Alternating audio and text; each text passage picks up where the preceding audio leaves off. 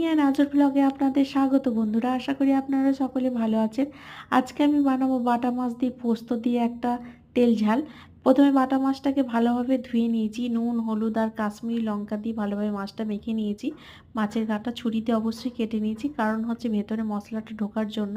এরপর আমি বাটা মশলা তৈরি করার জন্য পোস্ত, সাদা সর্ষে আর কাঁচা লঙ্কা ভালোভাবে শিলে বেটে নিয়েছি। শিলে বেটে রান্নার কিন্তু মজাটাই আলাদা হয়। এরপর আমি সর্ষের তেলের মতো মাছগুলোকে ভালোভাবে ডিপ ফ্রাই করে নিয়েছি। আমার মা একটা কথা বলতো, মাছ যত ধোবে তত হবে মিঠা, আর মাংস যত ধোবে তত বেশিটা। মাছ যত পরিষ্কার করে ধোবেন তত দেখবেন যে মাছের খেতেও স্বাদটা অন্যরকম হয়।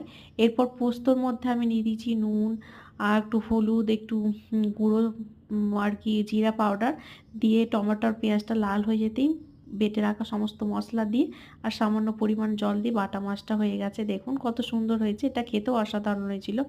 যদি ভিডিওটা ভালো